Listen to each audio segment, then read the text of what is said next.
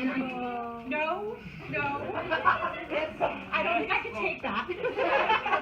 I'm the grader in the room, thank you very much. Anyway, it's called long division. I sit in my empty classroom, rigid with newly waxed floors and lines slicing the sunlight. I've been here all day, on a Saturday, go figure. 2 days early, waiting for a bell to ring, waiting for something in my life to start. My life. Divided by years, divided by semesters, divided by quarters, divided by weeks, divided by days, divided by lessons, divided by someone else. No. I am not the sum of my parts, and I am not the half of your whole. I am a fire-breathing buffalo with a sky for a forehead and seashells in my womb. I am the supreme, discreet, conditional, a metaphor in a doorway, the white open capsule on a napkin, the captain away on summer leave. I am the dragon with a hallowed leg. I am the daughter of vowels and sand, and I remember my name like it's the first day of school. Thank you. Sorry for not catching the first part. I don't know where I'm going because I have a responsibility now that I just had to get off the stage because I'm shaking. I admire you guys so much for this, by the way. It's fourth quarter, woo! Okay. So our next poet is Miss Samantha Jett.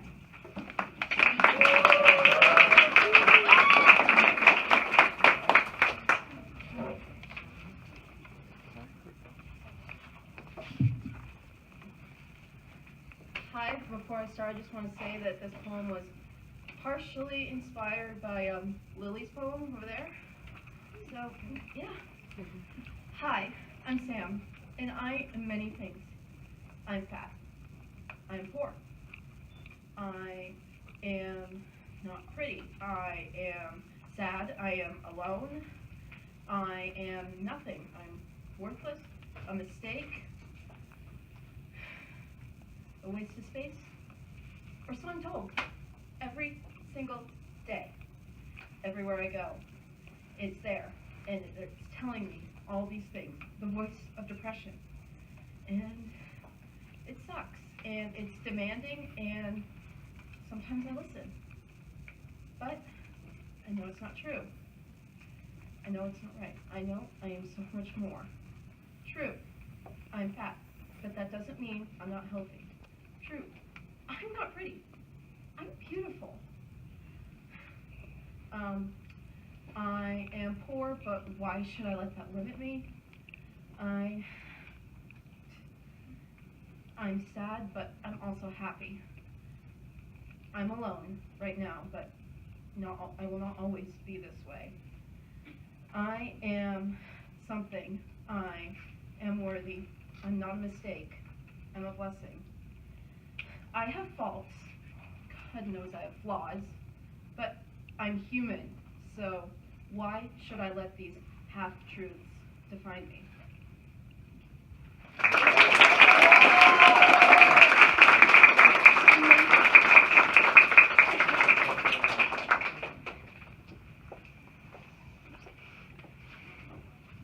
Thank you, Sam. Our next poet is Miss Haley Laval. Did I say that correctly?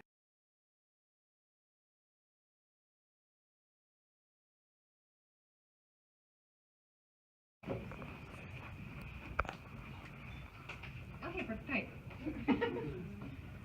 This is a poem entitled Tongue-Tied. I'm not good with words. Now, this may come as a surprise to those of you who have heard some of my earlier pieces, but I assure you, those have come from hours of intense focus and meticulous editing.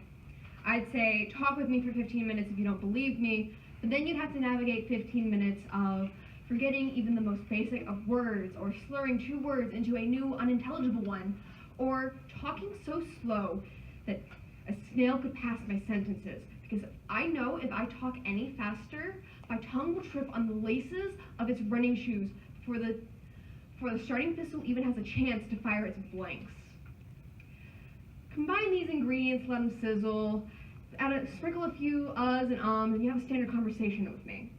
Honestly, it can get so bad you'd think I was an amateur Jeff Goldblum impersonator. This is probably where my love-hate relationship with small talk comes from. I think we can all agree that small talk is tedious and boring, but at least I don't have to break up my advanced vocabulary. And by advanced, I mean words that are longer than 3 syllables that tie my tongue in a litany of intricate knots. But despite my hogtied speech, I still have this yearning for depth-defying, soul-searching, tongue-tying conversations that I usually save for my closest friends because they've already judged my tongue and its dexterity, and they've decided, for some reason or another, that they want to stay. And at least with them, I know that if I stumble and fall over word after word after word, they will be there to catch me. Thank you.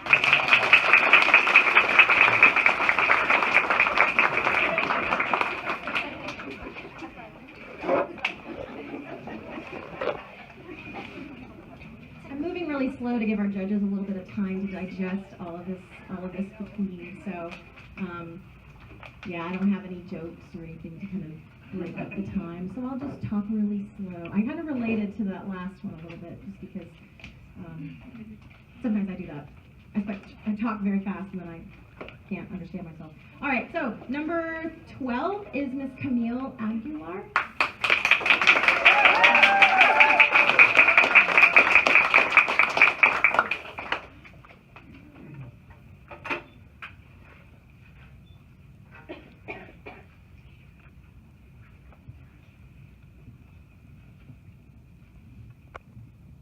Hello.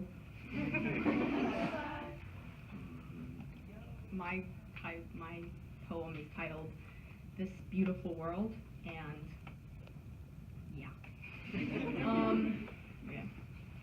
This beautiful world, with the flowers and trees sighing in the breeze, and the animals playing, napping, feasting, and the sun shining happily on them all, smiling down in greeting.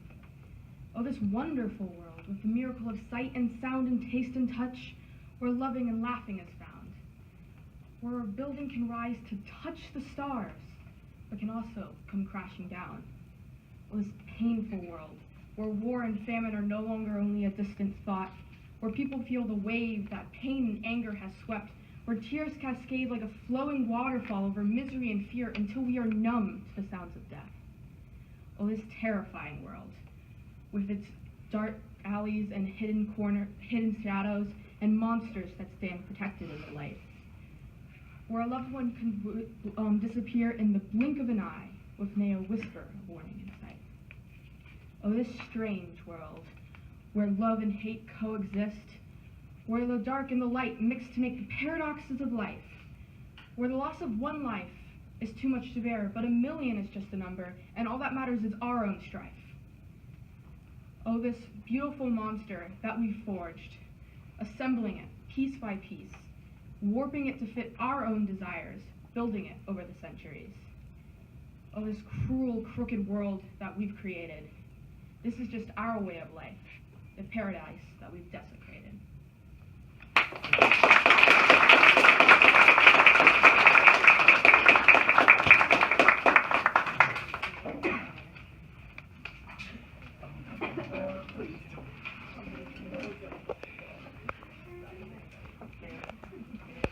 Okay, our next poet is Ashley Jameson.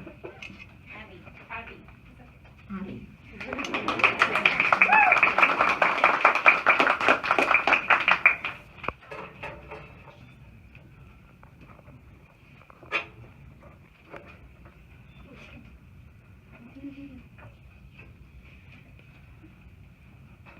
Hi, my name is Abby Jameson, and today I will be reading a poem entitled Stardust.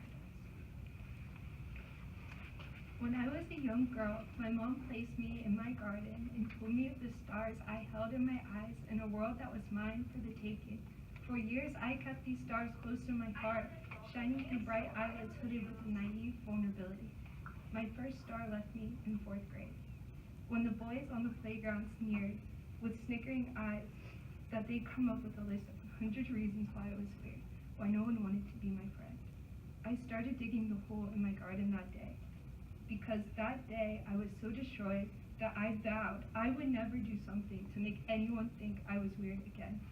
So at the ripe age of 9, I began to dig. And for every time someone called me Flabby Abby because they thought it was funny that I had some extra fat hugging my sides, I dug deeper. And for every hush whisper of careless insults flung from loose lips, I dug myself deeper. And for every joke my friends made about me being gay, I dug myself deeper. Not because they were wrong, but because I was too afraid to admit I might be something they held with such contempt in their voices. And in my hole, I buried myself in days spent sitting alone, days spent begging for a galaxy where I did not have to invent a new personality on the daily just to escape others' cruelty.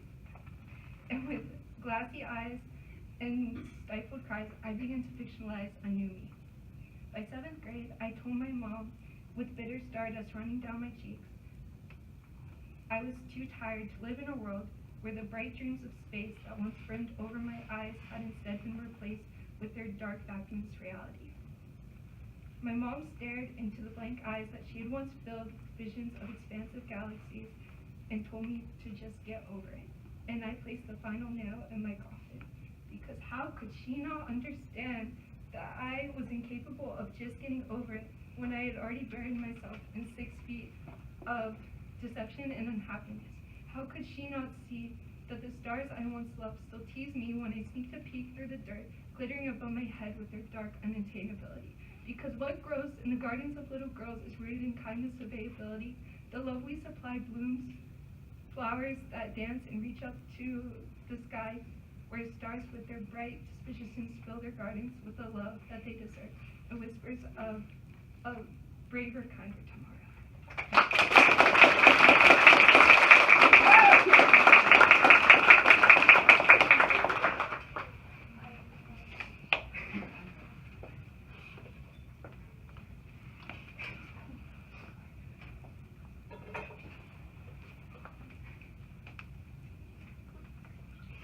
My biggest fear is that thing's going to fall over in the middle of someone's poem, which is awful. The next poet is Savannah Duda? I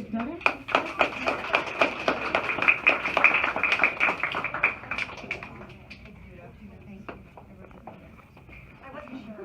It happens. I'm going to give a disclaimer and a bit of a warning. I talk at the speed of light, and I'm so sorry, James. And I lost my glasses this morning, so if I'm trying to make intense eye contact with you, it's probably going to be just a bit teary. All right. 2 weeks ago, I laid half on my bed, towing the line between space and Earth, with the question and further consideration of if I belong to my own planet. It goes without saying how I've always felt like an alien in my own skin, lost in this solar system of the social system. I find it easy to do math equations of x plus b minus y divided by something then of ones of words of correct lingo and desired personality to please and befriend those around me. Haven't mentioned I'm barely passing math, but it goes beyond that because lately I felt like my own planet. It is organized sputtering rock, spinning in circles as I swivel on my heel to get everything done and said and done, revolving on a raging ball of boiling fire I call passion. Whether 2 million miles away or merely inches, my skin singes with the licks of flames that will never go away, that will never stop burning with the kerosene of untouched fury. And why should it stop? Every current event only further pisses me off than last, because the whole world is so full of hate, it's ridiculous. I know we all preach love, but half the clergy are sinners with horns and forked tongues of twisted words meant to burn your skin like acid. Spent freshman year being called another word for cigar by a group of people led by the idea of moral and honor. So I took the option of a dishonorable taboo, leaving, lifting my chin over the hisses of weak, coward, and fag. My baby sister faced something of the same, wore a rainbow heart in her cheek and told the world she liked girls, and the rest of the 6th grade student body told her to kill herself. And she tried. Children are taught by those around them that some people just don't deserve to be on this planet, because folks, they sure weren't made like that. No one is. But can we blame them when the local news tells its viewers to sympathize with a Nazi parade because they're human and they have something to say, and then grinds its heel into one for civil rights because they don't know what they're talking about? Speaking of civil rights, can we talk about how a gun has more than a student? Because excuses. That argument boils down to whether you're going to listen to the student in your arms that got shot at, or the weapon in your arms, the weapon at your waist that tried to shoot them. And don't tell me I don't know what I'm talking about, unless you also felt the blood drained from your face as you recognize someone from the in-memory list. You can all tear these flames with my cold, bloody hands, because I'll die before I let them be doused. Because I'd rather be burned to a crisp than let anyone take this from me. My mother asks how I can keep all this anger and do all the things I do with all the any sleep I don't get, and you know what? I'm exhausted. Because I drag myself out of bed on the brink of tears because 5 out of 7 days, 30 minutes against 23 and a half hours, are terrible odds. But if I can spend 5 minutes on my mascara, I can spend 2 minutes taking deep breaths so I won't ruin it.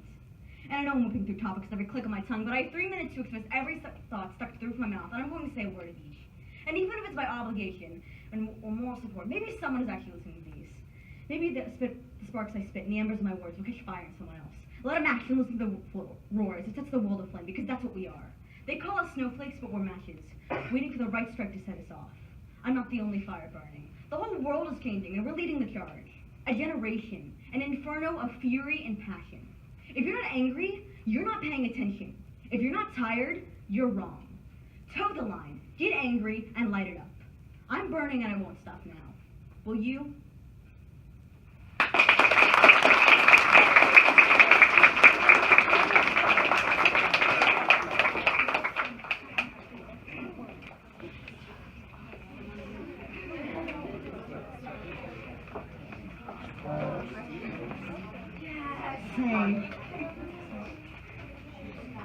The next poet is Alexa Martinez Loza.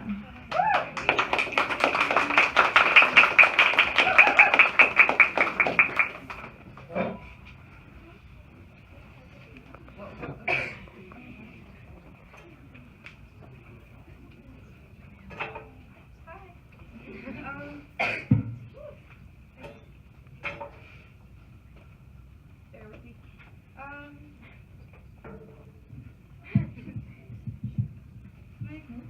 My name's Alexa, and I'm not gonna do this. Oh, sorry. My poem is called A Suggestion. My love, angelic curse, with your opiate-laced kiss, can we lay here forever in endless ease, no matter how fleeting? For treacherous time, the envious thing, is deprived of such bliss, sad, being next to you, the magic of a mere feeling. Awake, I am restless, having to justify my love, but they have never prosecuted colliding stars, for they too envelop the world in light. Yet we are told to burn alone and fear the unknown, who's more unkindly than time. So let us simply hide away in lavender dreams from this. I promise, dear, for you I have nothing but great fondness. Despite it all, love demands to be felt. You are too bright to be taken lightly, regardless of your reckless softness. With every passing moment, it seems we'll be all right. An unbroken sleep, where we're finally free. We are impossibly infinite, my Juliet. Thank you.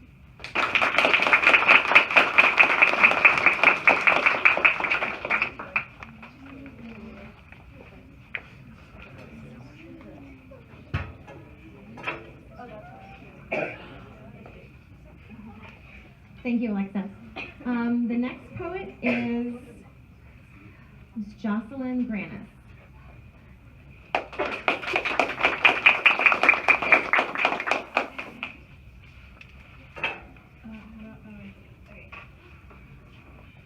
My poem is untitled, so. We welcome our daughters into this world by telling them that they're beautiful, that their hearts are tissue paper that can be ripped open so easily, like they're a present, a gift to man, a trophy that only love can smear. We are brought to this planet being held in our mother's palms, asking her if the boy down the street will think you're pretty, trying on her makeup when she's not looking. We told ourselves that this is what beauty is. It seems, as I grew older, I didn't realize that every time you called me hot, I was more captivated to live in this house that you built me. I didn't notice the locked doors, I couldn't see that there was no windows, and every time I took a step toward you, my tissue paper heart was slowly tearing apart. You made me blind. I learned that we're always left to lean on ourselves. I was never taught to love, but I told myself to always drink the poison coming from your lips because we treat it like it's the only reason to live, like it's the only reason to exist, like it's the only reason to survive. You helped me choose the silence. I stitched up my lips with relationships of the past, and every time my mouth was malnourished to the bone, my hands were full of fire, fury, and fortune, and slowly, minute by minute and day by day, I fused together my little tissue paper heart again.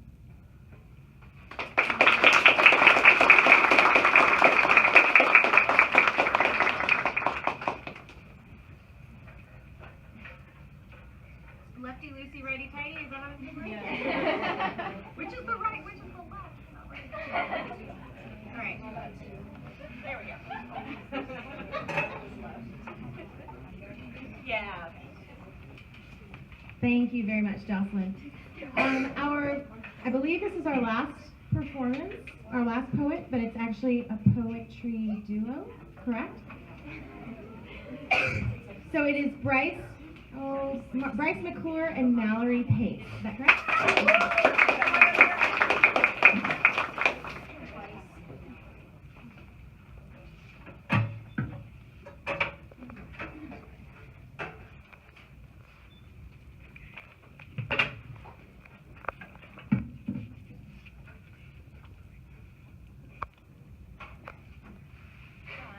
Hello. I'm Mallory. I'm Bryce.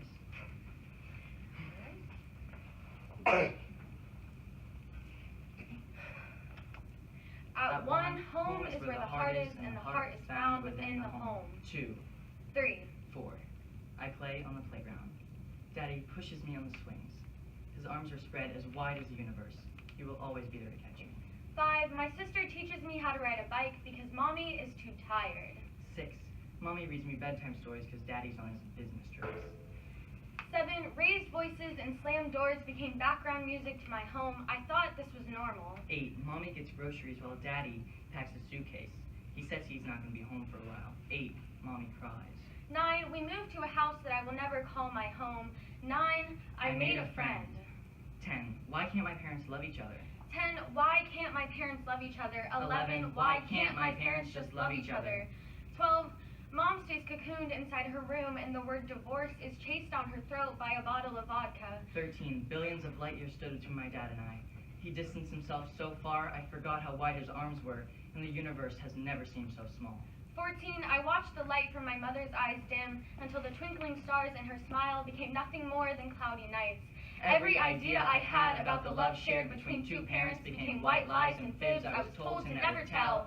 And now I had no idea what I love you meant. 15, my mother says she used to see parts of my father inside me, but not the good ones.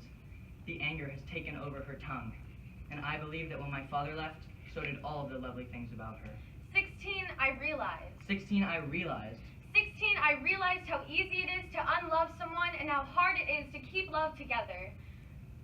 16, I realized forgiveness is a virtue I'd have to learn in order to let go of the resentment that has built upon me for so long. Nowadays, the words divorce and separation are more common than a happy household, and the idea that two parents don't despise each other is more foreign than world peace. I do not hate my parents. I am the way I am. I am the way I am. Because we are children of divorce.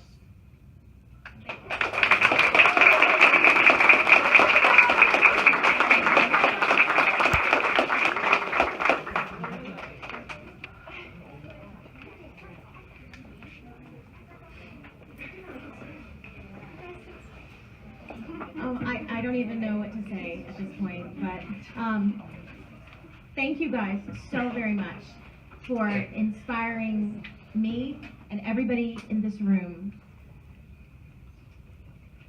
I have no words.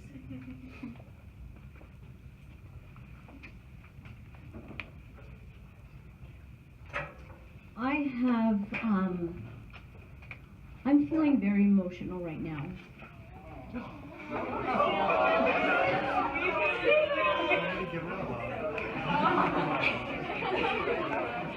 I love you all so much. I cannot tell you, literally, I have people telling me all the time, Carolyn, you've got to leave school at work. And I can't. I carry these kids with me all the time, and I love every single one of you. You are my inspiration. You are my strength. You're my heart. And I cannot tell you how incredibly inspired I am by everything you have shared this evening. You guys are the most amazing human beings that I have ever met in my entire life, and I have a tremendous amount of respect for you, and I cannot wait to see what you do out in the world. Every single one of you. Every single one of you. Those of you that performed, those of you that didn't perform, I adore you. I am so blessed to be at this school, the best high school in the state of Florida. And congratulations. Parents, let's give these kids applause because they are just so amazing.